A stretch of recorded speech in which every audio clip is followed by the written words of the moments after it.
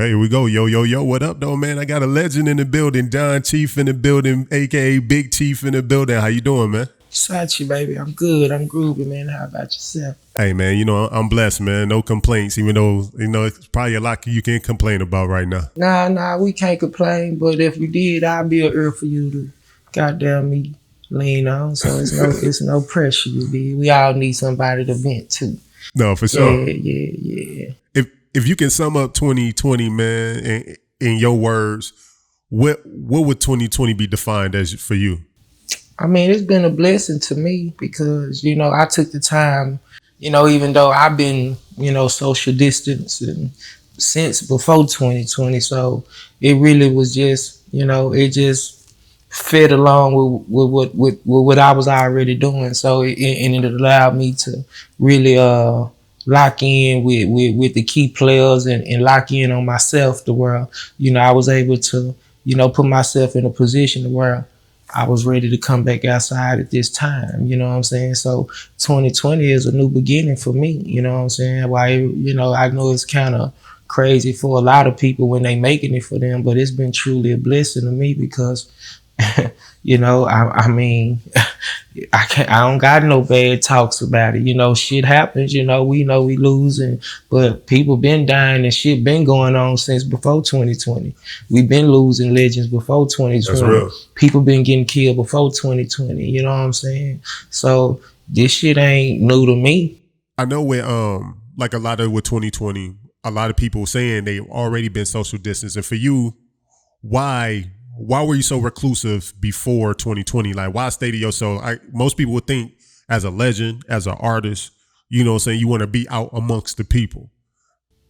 I mean, you know, it just came a time because, you know, I done, you know, been here before. I done had a good run. So, you know, for me being in control of this market pretty much for over a decade, just to myself, just moving and grooving like I have, you know, it comes a time where, you know, life hit, you know, so I'm already I'm a street cat too, you know what I'm saying? So sure. At the end of the day, you know, things happen to where it was just time for me to go and grow a little more, you know what I'm saying? I went from being Big Chief to Done Chief on some, you know, shit. It was just time to elevate. So I had to go through my thunderstorm of, you know, being tested and battle tested just in life, you know what I'm saying? Like, you know, and fight that battle. You know, I had to learn how to live off of my government name instead of my street name. Got you. So over 15 years in the game.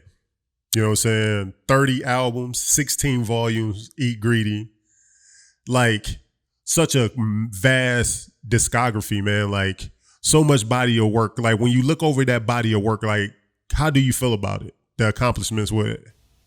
Oh, I'm delighted. I love it. You know, like, it's beautiful, man, just to see, like, ain't too many did that. For sure. You know, mainstream or underground. You know, ain't too many. You got to compare me to them boys who, you know, and I ain't never had a deal. So I always, you know, came from the hip with the flip. So, you know, I look at it and be like, you know, I ain't never was the one to call myself a legend. Gotcha. The streets did that. That's right. You know, ahead, I'm sorry. Yeah. So everything that people called me was given to me by. The only thing I named myself was the Chief. You know, all the other accolades come from the work I done put in. And I look at it and I be like, wow, man, you know, I've been putting in work for a long time, and, you know, quality, you know, I made like it's been quality. So, I mean, it's groovy for me and just getting a lot better. I got about another 4 or 5 more albums ready right now. Right now, ready to go. You dropped some gems, like, probably unknowingly, like, what young people don't really notice. Notice you said, like, I never called myself a legend. Those who tapped in elevated you to the legend. But now in this hip hop culture that we live in now, people are self-entitling themselves legends. Like, how do you feel about that? Like, everybody's putting on themselves like, I'm the greatest, I'm the best, I'm the admiral, I'm the general. I mean, I just let, you know, I come from that era where we be like, shit, we just let the streets talk. We let the people talk, you know? So it's like, if you feel like you rap harder than me, then that sell me. You know what I mean? Like, that's how I come from. So it's like, I mean, they can do it. It's cute, but I mean, that's something to self boost their ego, you know, because the streets ain't calling them that. The game ain't labeled them that. You know what I'm saying? So it's like, you know, I let them have their way. You know, they call themselves goats and this and that, and I'm like, man, you ain't even did enough work. You ain't even got enough tiger stripes to be calling yourself a goat. How you a goat and you ain't even got no credentials? Got you. So being that you named the credential, or like we talked about a legend, if you can name a class of legends for yourself, for those coming out of Dallas, who will be that league of legends for you when it comes to music out of Dallas? I mean, when you say legends, it's like, that's a big, like that's big. Absolutely. Like, you got, you know, I'm talking about legends is Michael Jordan. When you look at the sports, the game, you got Michael Jordan. When you got boxers, you got Muhammad Ali, Sugar Ray. When you got football, you got Emmitt Smith all the time. You got Walter Payton. So it's like, I'm a realist. It ain't too many people in Dallas that even, it's only one, and he young, he just died. He was transitioning to a legend because his work before as that, you know, it's like Dallas is really known for people who have hot songs. You can't be a legend with just a hot song. So from what you saying, just died MO3. So MO3 is the only other cat that come from, you know, Dallas Fort Worth that was having a body of work and had fans, and he wasn't identified by a hot song. He was identified by a body of work. So, you know, I'm gonna be very critical, and I look at it on a wider spread, you know, like, it's like, you know, it called longevity, consistency. You know what I'm saying? It got to be a whole lot of that. You know what I'm saying? So, you know, those who consider themselves goats and just got songs, come on, man. I mean, yeah, I got you. It's just, come on, man. It's real. I mean, you know, so it's like, shit, you can't even compare me. I'm in a league of my own. Got you. So, like, with Mo3, you know, God bless the dead or whatnot, is he now considered, because of his transition, does he go into the League of Legends? I mean, he can, in the sense of, for his generation. Okay. You know, you look at his generation, ain't nobody got no more body of work than him. Because, you know, some people will argue alive, nobody called him. Right. So like before, like, and that's messed up. Now, you know, that's why I say he was in the process. I got you. You know what I'm saying? Of becoming a legend because of his work ethic. You know what I'm saying? But, you know, for his era, you know what I'm saying? He would be probably the most, he would have that. His transition probably, you know, took it to another level to where more people started noticing, you know, and that happened. And I hate that for everybody. That's why it's like, I'm so groovy right now because my people letting me know they love me. For sure. Now they letting me know they love me. I ain't been here. I've been gone for a few years, and they giving me my flowers now, right now. You know, the fruit posters I done did, the couple interviews. This the second interview, third interview, and it ain't been nothing but love. So it's like, I hate that, you know, a lot of the artists don't get the love, you know, while they hear or all the glorification and the accolades while they hear, but I get it, you know what I'm saying? I mean, because none of us ever walk around thinking the person about to die. Right. I get it. So I get it, but, you know, like, you know, I mean, and that's how I look at a legend. Like, it's a body of work. Gotcha. You can't call yourself a legend and you just got songs, like, or you got some money. You know, money don't make you a legend. You know, videos and views don't make you a legend. That's real. So, well, let's put it like this. Let me play devil's advocate. People look at Jordan as one of the greatest or legend because of the numbers he put up, the number of rings he accomplished, the number of MVPs he's garnered, the number of MVPs he garnered in an NBA championship. I mean, technically, legendary status can be determined by numbers. Okay, but it's just like, okay, what numbers are you talking about? See, you got some boys right now, y'all could be talking about these boys ain't never sold a record. You can't impress me. You ain't never sold a record. You got 1 million views, but you ain't never sold a record. So what numbers are we talking about? So it's like, it's really jacked up because it's it only benefit those who done been there from the beginning and able to go through all the games, you know what I'm saying, all the levels. And a youngster can't go through what nobody from this generation can do nothing that I've did. It's not that time no more. That's true. But again, devil's advocate, the younger ones will say, well, you may have, but you haven't hit 1 million views okay, yet, but or 2 million views But yet. listen, I can still do that. See, I still got the opportunity to do everything that they doing. They can't do shit that I done did. That's real. See, that's the catch-22. Now, with me being here before, with me having that's why 2 Chainz can win. That's why because we the bridge. So at the end of the day, the youngsters can do what they do, but we can do everything that they can do. They can never reduplicate what we did. Take me back to the beginning of before Big Chief became Big Chief. What was your growing up like? What was it like in Dallas where you were coming up in? See, I'm a West Dallas kid, so it was pretty much just like Detroit. I done rolled through Chicago, so I had to go through all that. Midwest. So I know it was low in poverty, but I was from the lowest poverty. I was from the hub of where black people originated when they came to Dallas-Fort Worth, which was West Dallas. So if you know about West Dallas, you do your history. We got West Dallas, Bunny and Clyde, West Dallas. Okay. The legendary DOC, NWA, West Dallas. Legendary Don Chief, Big Chief, West Dallas.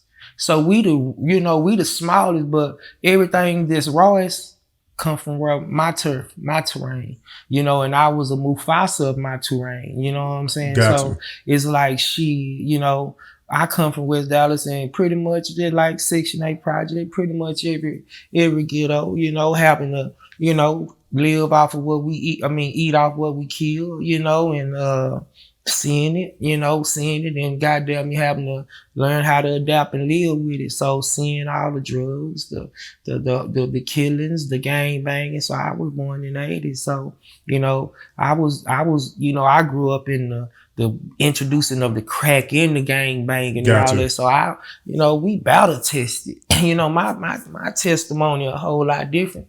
This interview won't even do us no justice, Jack. So I'm gonna just take you down through there as cool and smoothly as I can because for sure. that's why I'm doing the documentary, because the story has to be told about not just me, but Dallas-Fort Worth culture and these boys, those who could probably tell the story, they did, locked up in the cages. Like, I'm the only one who can tell that story and let people know, like, nah, it's real deal Holyfield out here. I'm, West Dallas just my terrain, smallest, but it's my terrain. It was, pretty much some of the rawest, shit that, I've talked about and witnessed, came from being there, and also being from West Dallas done saved me. Gotcha. You know what I'm saying? Absolutely. Yeah. So like, what's your family dynamic? Were you in a home with both parents? Like, what were your parents like? What was your surrounding like intermediately to kind of influence you to become who you are today? I was raised by a lady, man, and I was just raised by my T. John and my grandmother. Okay. Both of my grandmother, my daddy.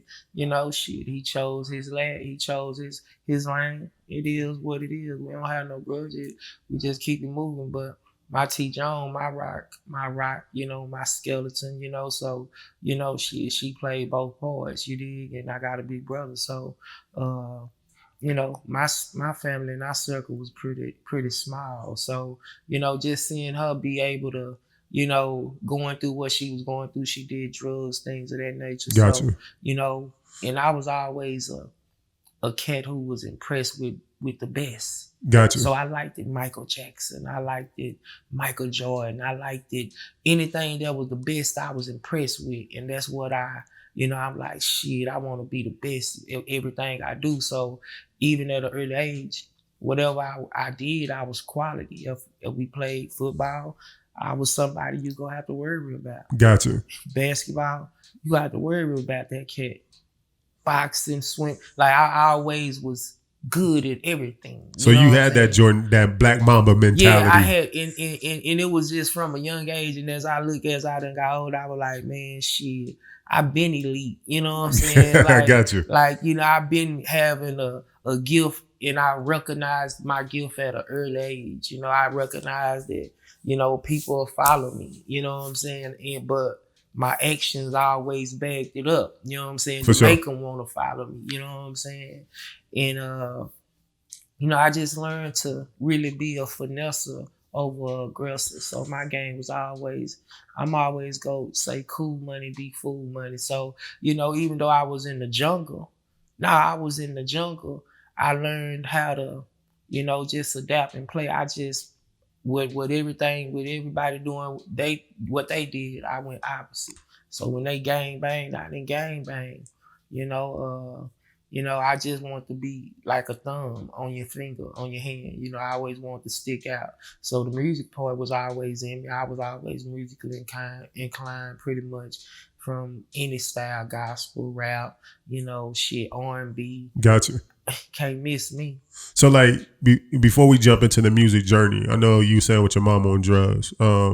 At what point did you realize that your mom was actually doing drugs, and was she able to be functional with it, or was it one of those things like you really kind of suffered behind that path? I mean, check this out. It was like everybody was doing drugs. I didn't really suffer because my grandma was there. I seen her, you know, she, you know, shooting up. You know, that was the heroin game at the time, you know, and, you know, this and that, you know, so it's like she was young, living her life in her early 20s. So as I look at it now, I'm like, shit, I seen her, but I'm like, damn, she was young. She was like 23, 22, 24. Like, she was young, you did. And I'm like, shit, you know, she did what she did. My grandmother was there, so she was more, you know, now with me, my mama had to do majority of the time, but with my big brother, he was more of a grandmother baby. So, you know, it really didn't dawn on me until I got into like middle school and elementary, and it was like, okay, but she stopped by then. She stopped way, I think when I had to, you know, think probably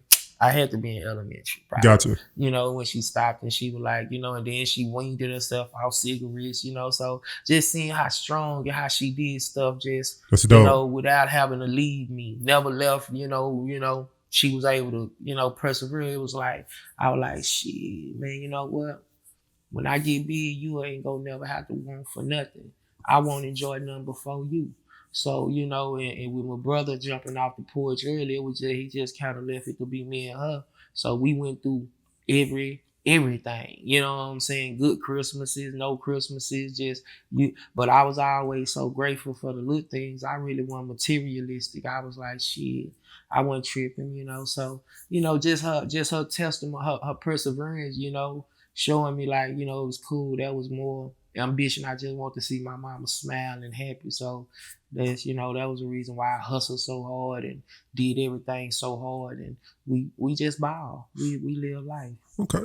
So then growing up in that environment, youngest, you know, your brother leave, your mom is doing better now, but you know, it's you and her, y'all going through your struggles. At that moment, at what point were you into sports first, music? Which was your leading passion at that time before music? I guess. You know, sports was everybody leading passion. We was all black.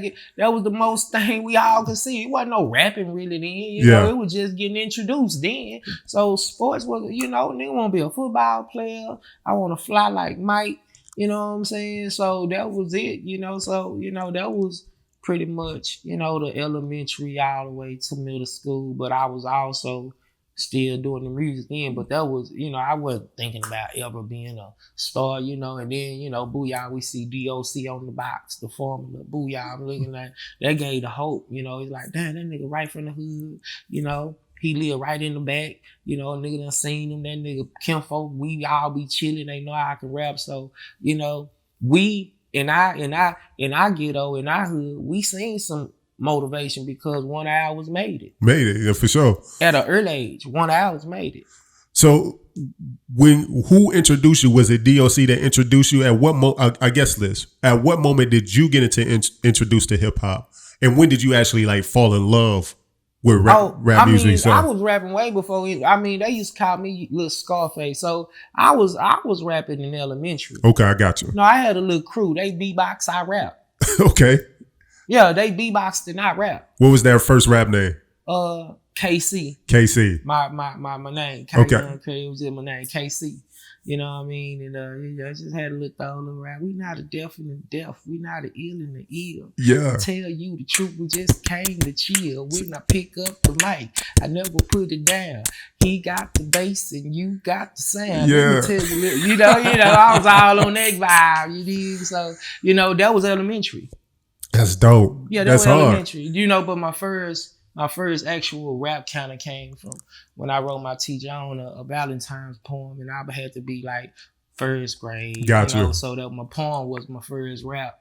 You know what I'm saying? But I was always doing the Michael Jackson when I was like 3 and 4. So, when I was, the poem. Yeah. You know what I mean? And being able to put I did a science fair project where I rapped the whole periodical table, where I was rapping that shit. Gotcha. Because I was like, okay, boo y'all, I can remember what I rap. So she want me to do this science fair project. I'ma just remember all the hypothesis, boo, and I'ma put it in the rap. Gotcha. And that was like first grade type shit. That's like what kind of game I was on. So then you evolve. KC now becomes Big Chief. Yeah, and that's crazy because KC became Big Chief because I stopped hanging with my elementary friends and I started hanging with older guys. Gotcha. So and they was all, when I was at elementary, they was all in middle school and in high school. So, and we called ourselves the Hoodlum Tribe. And now this time prevail, we rapping, going to the studio. This about what year? This is like 90, cause let me see, they graduated in 96 and shit. This like in the early 90s. Okay. You know what I'm saying? This the early 91, 92, 93, 94. We got right up in there. You know what I'm saying? I stopped hanging with my elementary partners when I was like in the 6th grade. Damn. I mean, feel like sixth grade. Sixth grade. And I was hanging with the high school cats in middle school. So while I'm in the 7th, they 9, 10, 11, 12, you know what I'm saying? So I had to mature quick, and we called ourselves the Hoodlum Tribe. And I was like, shit, I'm the chief. Listen, I'm the youngest. Damn. Everybody else is high school. I'm in middle school. I was like, I'm gonna call myself chief because I was like, shit, I already was proactive. In the 6th grade, my hair was already going to the side. Come on, man. That's on some, my brother was locked up. We went and seen him in my teacher on, and he had like 4, 5 big waves going to the side and some plaits in the back. I was like, man, that shit hard, man. I was like, my brother, shit hard. Looking like some Puerto Ricans and shit. So I came home, told my guy Kato, man, cut my shit a bald head. And from the 6th grade all the way until I've been, so that's my vibe. That's what kind of young fella I was, you know what I'm saying? So I would call myself the chief. We were the Hoodlum Tribe. I called myself the chief. Hold on 1 second. I just want to make sure. There we go. No, we good. Okay. So then, Big Chief is now right on the scene. Right. And you take on the Dallas hip hop scene really by storm and start planting yourself. When will you feel like the beginning of if you were to put a year on your like official run, what would that year be? I mean, it'll come after I graduated, like after 2000s and stuff. Like it go be early because after I graduated, I did the joint on Mr. Lucci album, which was pretty much brought me from being local to, being wherever they was at. They were worldwide. They had the right. So it put me on another plateau, being able to be heard on the radio and being with some guys who had a deal. So that took me from my local grind to like, man, who is this cat? Whoop de whoop. So that'll be like 2001, 2. Okay. So, after then, I go through a drift. I caught my groove. I say once I when I started my E Greeter Volume. So okay. I did E Greeter Volume 1. And that's when it was coming along. E Greeter Volume 2, that's when me and Twisted Black got together, and that's when the music scene in Dallas, Fort Worth was kind of weak. The Boogie era it was going. We did like a whole look photo shoot with Ozone, where it had all the Dallas, Fort Worth artists, like how Houston did it. Yeah. And DSR, all of us. He had all of us back then, and it was crazy because me and Twisted Black was the only cats that kind of represented the streets, but he was another Detroit cat, but he get but he represented Fort Worth. For sure. No, Midwest, Detroit. Detroit. Yeah. for shit show. And he represented the streets, but he was representing Fort Worth and I was in Dallas. Gotcha. But he had a situation. So his situation was still kind of big because he was getting played on the radio. I was still underground and volume 2. So me and him met and we did a song together. That's around like whenever he got locked up. That was when it was starting to bubble. I was, escalating. I've got my jewels. I done touched the fruit of them 36s. So it's like shit. I'm just from the hip. I'm looking like a rapper now. You know what I'm saying? Yeah. I'm just rapping and trapping, and it's like everything elevated for me. And then, once he left, it's like shit. Life's good. Hey, just open up for sure. This life's good. Meaning like it was like it left the street stuff all just to me. And I was hungry. They didn't even know I was, my money was growing, so everything was going. So, we moving the ground. We got, new whips. I'm starting to ride foreigns, so we pushing foreigns all through the city. You know what I'm saying? Shit Gotcha. niggas never seen before. And then we moving. So it's like around 04, 05, it got live. Got you. So like, take me to that eat greedy. What that mean? Because like when I got here to Dallas, that term popped up a lot. Then I heard Greedy Grove pop up a lot. That eat greedy, when I hear that now, I automatically equate that to Dallas immediately. So for us on the outside looking in who don't know what eat greedy, what does that really mean? Okay, so check this out. So even within the Grove, I blew up in the Grove. Okay. Pleasant Grove was where Don Chief, on the money side, that's where I became official like a referee was on my first run. So, and my guys, we all from West Dallas, and my guys from West Dallas was already out there, putting it down. So I migrated out there, and we was just chilling, and we was getting to a boatload of money. And one of my guys said, "Man, we eating greedy out here in the Man, that road." sounds good. And when he said it, I was like, shit. I was like, hell yeah, But when he said it, he was just like, man, he ain't say it no more. He just said, man, we eating greedy out here in the Grove. And I resonated with it so much. I just was like, man, shit, I eat greedy or I don't eat it all. It's not just a slogan, it's a way of life. So this was way when I was in the Grove in like 2002. Okay. 2003. 2002 and 3 is when I started hiding that eat greedy shit. You know what I'm saying? So if you heard anybody, I see young niggas and everything. I see people with I'm like, nah, we got Doc. Yeah, I've been hollering that shit since 2003. You boy with babies, 3 and 4. Y'all can just add that up 15 years ago. Yeah. 14, 16 years ago, I was hollering this eat greedy shit. Clothes with my own eat greedy world, type shit. So, but, it was in Pleasant Grove on Jenny Lee. That was my block. They know. They ain't gonna say nothing. They know where it came from. That boy cheaping out there, eat greedy and don't eat it all. It's not a slogan, it's a way of life, man. People got it tatted on them, ain't never met me. Got you. And that's dope. Like when you see that, and see things like eat greedy and that phrase and that slogan has been so embedded in the culture of Dallas, that means forever you will ever be stamped here and you left something that's going to be beyond you. How does that feel? And what's so crazy, it wasn't even about the money. It's like that's a way of life for me. When I tell a person that and the reason I've been screaming it like, and I made all those eat greedy values, it was a way of life, just a journey to like, man, give my folks some hope. You know what I'm saying? And it can resonate to anything you do in life. It don't mean see, people symbolize just strictly, you eat greedy with everything you do in life. If you go be a ball player, if you go work for somebody, if you go be a barber, if you go be a stylist, it means the goddamn you give 110 and put it all in or don't give it at all. So then you go in 200,000 records sold. That was just then. I couldn't even, and I can't give you no number. Yeah. All my records got sold in mom and pops. Got you. And, No, we know what mom and pops is. Right. I pay bills though. No, I can get every retailer. We can go and get everyone, and I'm gonna put them on a documentary.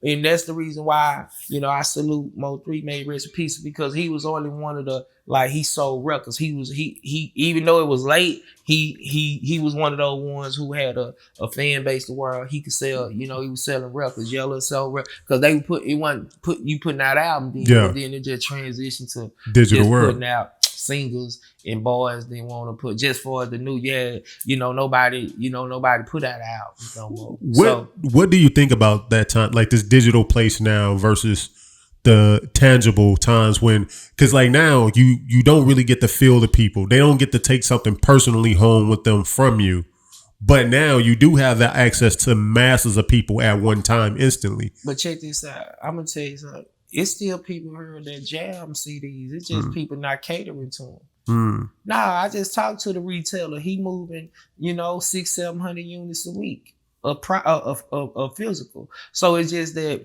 the new era just been kind of programmed to, hey, that's out of the, and they don't even think about that. Gotcha. But no, it's not like that. It's cool. They don't know. That's my gift. That's my game. Gotcha. You know what I'm saying? They don't have to sell and press up not one CD. But I'm going to go in when I pull up and have the E-Greedy truck and we on the streets, we going to have that bitch full of merch. Because I'm a product. I'm not an artist. Gotcha. That makes sense. I'm a product. They artists. I'm a brand. I'm a product. My E-Greedy that's a brand. So you feel like now, because of the brand, if I'm hearing you correctly, people will pull up and buy whatever you sell because of you, regardless of what it is, because of you, the brand itself. Meaning they have to buy into the brand. No, absolutely. If they ain't bought into the brand, then they ain't gonna support it. So with them bought into the E-Greedy brand, I made myself a product. I didn't present myself as an artist. For sure. I'm a product. I got merch. I got hats. I got this. I got that. I got CDs. I got something that they feel like worth buying. That's the difference between me and them. So you definitely work with a lot of notable artists. And one of my favorite artists, of course, of all times is Rick Ross. Got you. You know what I'm saying? Just having such a strong discography with such a strong catalog with people on a major level as well. Like, how does that feel? And because I asked Puka Leroy, I did an interview with him, and I asked him, I was like, for him, he had a lot of major features, but I asked, did that actually work out for him the way it is? Like, do you feel like major features is needed? And for you at the time, what made you decide to get those guys on records? You understand, my vibe different. I was already who I am. No feature made me or was gonna make me. Big Chief was already certified. I already had E-Greedy volumes. I was on volume 6 before I got my first feature. Gotcha. Okay. So then, like, going forward, like on that magnitude, I was on volume 6, 7 before I got my first big boy feature. So, but you held weight because you was already doing your thing here. So was the feature more so like, is there, I guess my question, is there a strategy to features? So with me, it's different because it just made sense. Got you. Oh, Chief with Ross. Oh, man, Chief with Cudi. Damn, Chief did one with Bobby Valentine. Hard. Oh, he did that bit with him and goddamn me, Kiki got out. Because I am who I am. Gotcha. Like, I'm certified already in a sense. So it's like, man, by the time they did something, getting collab, Chief and Jim Jones, it just made sense. That's why, it was cool. Like shit. At that time, you understand, them boys mainstream. And it's like, damn, he getting on there banging with the mainstream niggas. And we know he the underground nigga. So being said, being that you on certain levels, the Cash Money come around. And I went back and I watched the Say Cheese interview. And a lot of people around the city, I know, was so excited saying that you signed the Cash Money. What happened with that deal? It wasn't no deal. It was what it was. He said what he said, and I just did what I did. I never said nothing. So was it, as the word today, was it cap? Shit, it made me some money. He wasn't. It might have been capped to him, but you know he didn't know who he was capping on. See, that was the problem. You can't cap on me because I'm certified, nigga. I'm baby to this city. Gotcha. You know, so that was probably the only thing, and we talked about it because we met, and you know that was just something that you know Baby should have told him who he was. Like, nah, this not no little homie. He not no little homie. He, you know, nigga, that was that was when the Super Bowl was here. I'm already considered a legend. Gotcha. You can't, you know, in my city, let it be known. Like, shit, they the ones. So when you said it, they believed it because I'm what they rooting for. You know, they know that he been holding it down. He just need that. They know he need that shot. He the underdog for real. Like, and with that being said, it was like, if him and Birdman, it's over. But that's how they looked at it. You know what I'm saying? Gotcha. And he didn't. You know, my guy didn't pretty much tell him like, and he knew because he knows some of my stories, so he should just broke it down a little bit more to him. But when me and Birdman met, we talked, you know, and I told him what I told him, my spiel, and he told me his spiel. I was like, it's cool, my guy. I wasn't tripping because, you know, I move off action. I know how they move, but I don't know why dude didn't tell you that I've been here before. But shit, he had did his research. He know I'm certified without the blue check. Got you. So, like, with that being said, like, Bebe, I don't know, a couple of months back, I don't know if you've seen this or not, but I had dropped a Texas top gatekeepers list. Okay. And I had put Bebe, I put J Prince number 1, Bebe number 2. Sean Cotton was number 3, Say Cheese, top gatekeepers list. And when I did the interview with Rainwater said the radio stations did a vigil for Nipsey Hussle, who lived thousands of miles away. MO3 passed away. The radio station does nothing.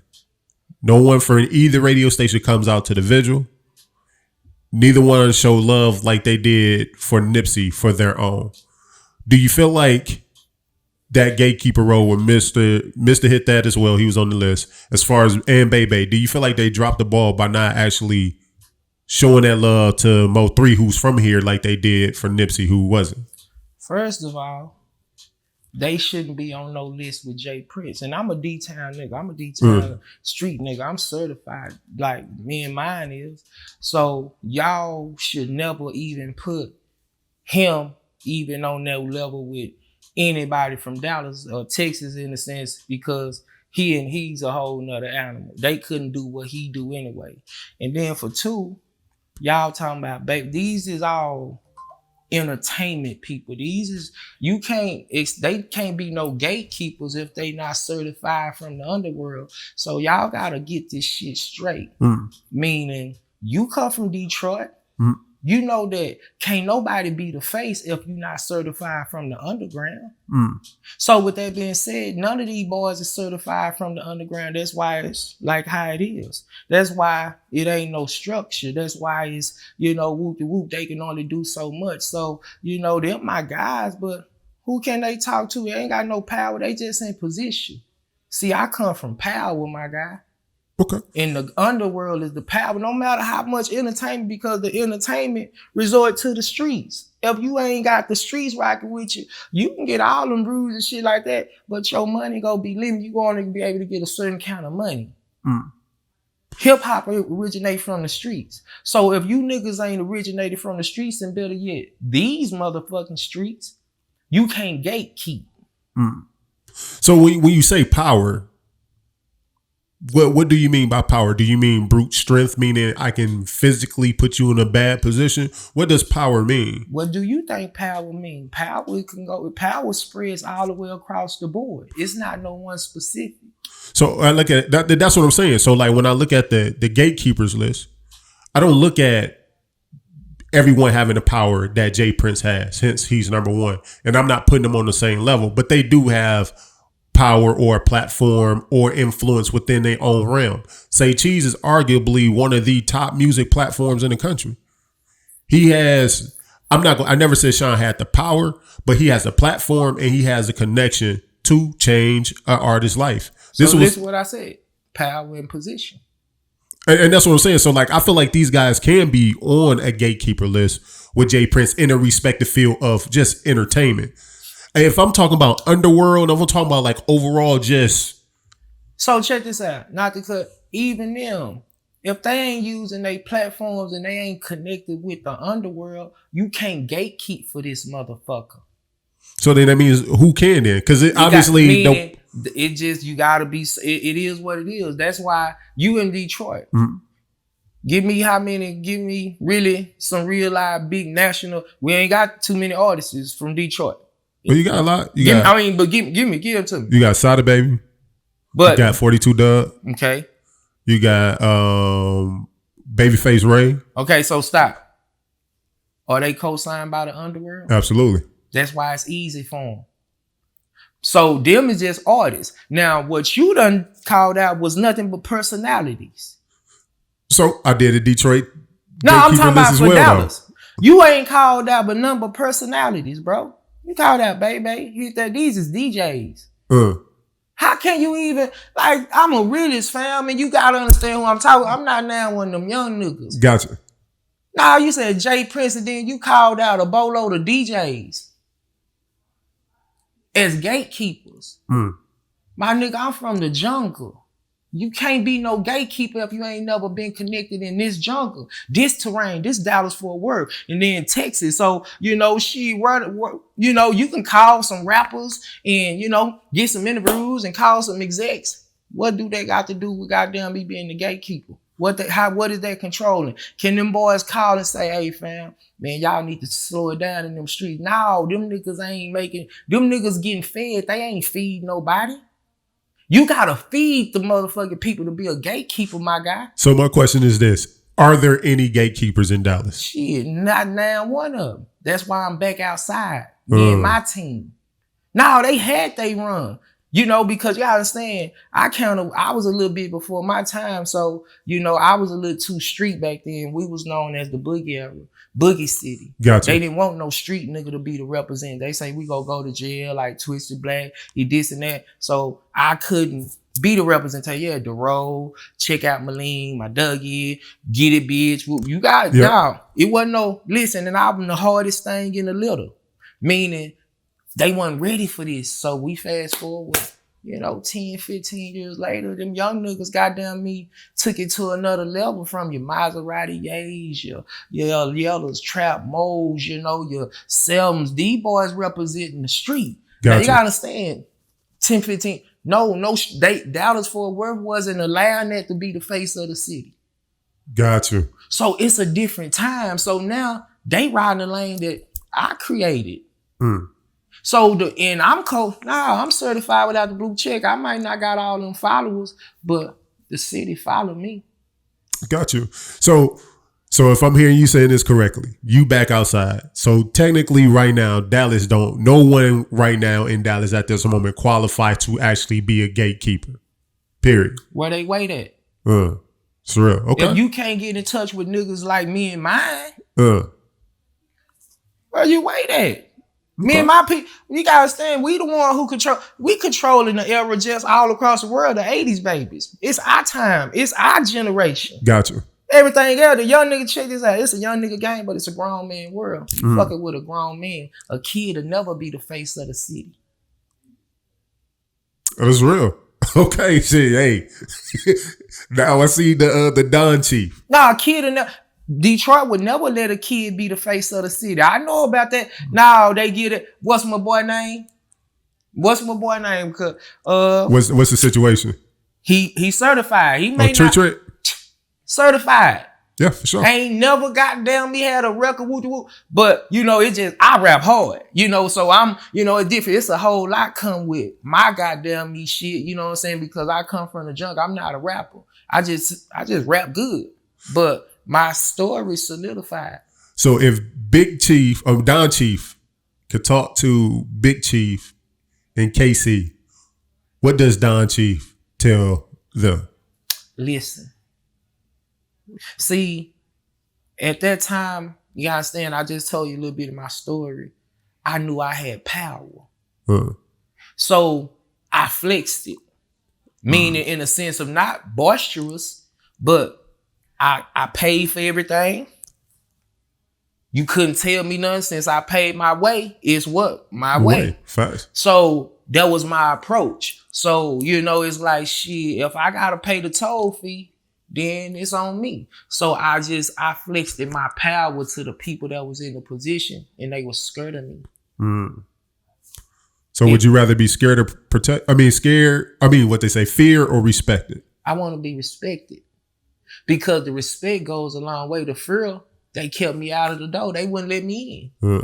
The fear, they were scared to just like, he ain't gonna fuck with us when he blow up. He already, like, they kept me blackballed. That what made me more like, I ain't never had no girlfriend or nothing. Like, I've been married to the game. So it's like that's what fear did. But the respect, shit, you don't know me, but you treating me like royalty. Facts.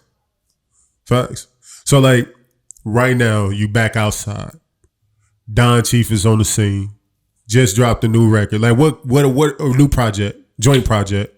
Back outside, what does that mean for you coming into 2021? What are we gonna get? When I say back outside, it's just more just back active. Gotcha. Because I'm still in my cocoon. It's still a toll fee to see me. I just let you get the VIP because I feel like it's worth it. Man, I appreciate it. You know what I mean? But I'm not accessible. I'm okay with my cocoon. I've grown comfortable with my peace. Gotcha. So I allow what the energy that really just complement my Von Sway in. Other than that, we stay where we at. Only reason this right here is like how we doing it. I control my content. So with that being said, it's like, I got a lot of work. I've been gone, but I've been working on myself. We got 8 videos ready right now. I got 50, 100 rounds in the clip right now just on music. So it's like, I'm finna just give them what I gave the game back then. I'm just finna do it in the digital aspect. And then for 2, I don't really have to rap again. I can just go do videos to some of my catalog and everything gonna be like brand new. That's real. I'm pretty sure I got a boatload of shit you ain't heard, and you been down here since 2010, but I could drop something and you'd be like, man, that bitch hard. That's some 06 shit. Oh, damn. I guarantee.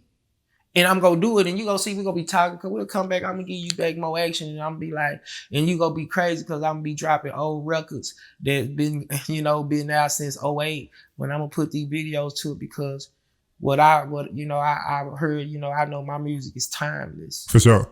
We had to rap back then. It wasn't about a single. I had to put together albums, know how to structure, put songs together. So, and I'm gonna keep to that. I'm gonna keep to that same method, because this is what I realize. I know it's a weak. I look at the thing what Pac say. He say peep the weakness in the rap game and sold it. So I look at it like everybody think it's a young man's game, and that's cool. Because I've been 22, 23, 24, 25, 26 before. I done been there. That's and real. I never thought about 30, 31, 32, 33, 34. I didn't think about that. But I'm like, how motherfuckers think that people's in their 30s don't want to jam no more? Why they think people in their 30s don't goddamn me want to get out and enjoy life, woo-de-woo? So I'm like, why nobody ain't catering to that realm? Why nobody ain't making music for them? I still like to jam. So I have to go to get some UGK, go get Old Ball. I listen to, I'm like, well, shit, I'm going to just cater to the people that like my kind of vibe. Like makes sense. Your Jeezys. Yep. I'm going to tell you right now who riding that lane.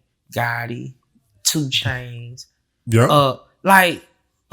Gates, he getting to ride it. They getting to ride that lane, because it's like, man, there's still a million of us 30-year-olds. There's millions of 30-year-olds, man. It ain't just millions of 18, 19, 20-year-olds. And I feel like we got the advantage, right? Because it's like your fan base is already grown. So you don't have to worry about them mentally outgrowing you when you pop at 21. When they get 30, they be like, fam. Check this out. If a person say they want some old cheap, they can just go to one of them values. If they ain't grew like I done grew, they ain't meant to be jamming this shit. I feel it. So I'm not trying to reach the average 18, 19-year-old. If he come and fuck with me, that's going to be a plus for him. Thank you. I'm trying to rock out to those who used to my vibe. Absolutely. And it's a million, and we going to spend that money. Because we at an age where we want nothing but quality. For sure. So that's where I'm at with it. And you know, and I'ma ride that lane. I got a boatload of young cats to ride that for me, but I'ma cater to the ones who been yearning for my kind of vibe. You know what I'm saying? Hey man, well, I'm one of the ones that's yearning for that vibe, man, because like my day, especially going out, Rick Ross, I like to get in that big boy Rock, fresh, that big boy fly, that big boy. Come on, man. We come on, man. The linen still goddamn your Italian fit, and the nigga still legit. It's just like, you know, it's like, man, come on, man. I can't, you know, and I got honey, so I cater to the honeys, man. There like, you go.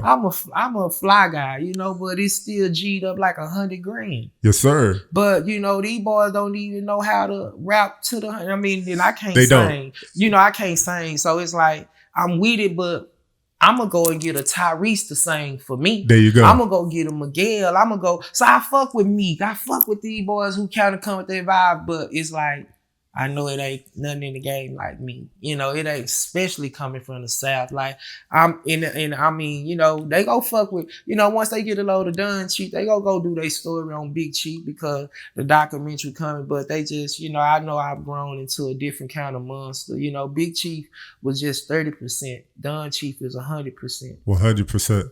What made you, before we get out of here, what made you switch to that name, Don Chief? What made that become the elevated name from Chief? I mean, at the end of the day, it's like, I mean, Big Chief just died in 2016, you know, meaning I went through, I started my transition and I went through what I went through and I came out a bigger, better person. So, you know, you know, it was out with the old end with the new type shit. So, you know, you can't be, it's just like, you can't be little forever. Is Don Chief the ultimate status, or is there another name that's brewing after Don Chief? You know what? You know, that speaks for itself. I mean, you know, it's nothing else brewing in a sense, because that's just where I'm at with it. I mean, I'm a done of my castle. I'm a done of my terrain. I'm a done of what I'm on, because it just, because if you understand, it's different Duns. You know, that's how we come to country. I'm just a Dun of my terrain, what I got going. You know what I'm saying? So at the end of the day, it's just like what they say, shit, Dun Corleone, it is what it is. You don't get no higher than the Dun, but say it's just the high power. For sure. You know, after the Dun, it's the high power, it's the real Dun. You know what I'm saying? I'm the physical one, then you got the spiritual one, you know what I mean? For sure. That's it, that's all, you know. So now that's just where I'm at. So it's just, I've evolved, you know. I look at that Big Chief cat, I can't be him no more. I'm not him. Like, that young nigga was a fool. You know, I'm like wine right now. I got better with time. So, you know. Boy, I tell you what, man, I appreciate you taking the time, blessing me with your accessibility, because you could have been anywhere in the world. Right.